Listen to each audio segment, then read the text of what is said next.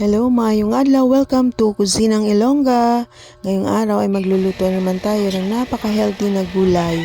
Simple lang po yung ating ingredients pero napaka-healthy po ng ating lulutuin ngayon. Ito po ay sari-saring gulay or hindi ko alam kung pakbit ba tawag dito kasi lutong Ilonggo po ito na may ginamos at saka atay ng manok. So yung una nating gagawin ay igigisa muna natin yung atay para hindi po siya madurog pag hinalo natin mamaya sa ating sari-saring gulay. Ayan. Pagka okay na po, luto na, ihanguin na po natin, set aside po natin, tapos ihahalo natin mamaya pag malapit na maluto yung ating gulay. And sa same pan, magsusute ako ng bawang, sibuyas at saka ginger.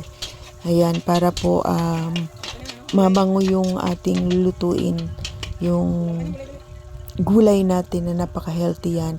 Antayin lang natin na medyo lumabas yung aroma ng ating yung onions, ginger at yung ating garlic. And then isusunod natin yung sari-saring gulay. Kung napapansin nyo ay napakaganda ng kulay ng ating gulay kasi nga po fresh po na nabili natin sa palengke. Ayan. So magdadagdag tayo ng pampalasa, of course, asin, yung ating oyster sauce. Hindi po ako gumagamit ng toyo dyan, only oyster sauce. Simple lang po kasi hindi po kami sanay yung maraming mga condiments na nilalagay.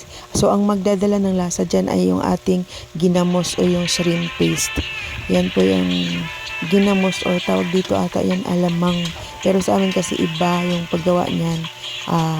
Fresh na maliliit na hipon tapos binabayo siya. Galing po yan ng Iloilo din. Haluin lang natin siya tapos para manot yung lasa sa ating gulay, dinagdagdag po ako ng siguro mga 1/2 cup na water lang kasi para hindi po masyadong maraming sabaw, para may sauce lang siya ng konti mamaya kasi nga masarap po pag ihalo natin sa kanin. Sabi nga nila yung sauce pa lang ulam na. Then tapos haluin natin, takpan and pakulaan natin ng mga ilang minuto para maluto po yung ating gulay. Then after a few minutes, yan na po, ang bango na po ng ating niluluto. Yan. Pagkatapos ay idadagdag na natin yung ating niluto na atay kanina. Yan yung ating ginisang atay. Then nagdagdag ako ng konting asukal para pangbalansi po ng lasa ng ating gulay. Then halu-haluin lang natin ulit. And then isimmer natin ng mga few more minutes para maluto po yung ating gulay. Huwag po nating overcook para masarap po siya. And then ayan, okay na.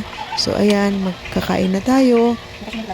O diba, pagtingin napakasarap, napaka-healthy, napakaganda ng kulay, diba? Hindi siya overcook. Yan. Tara, kain na tayo.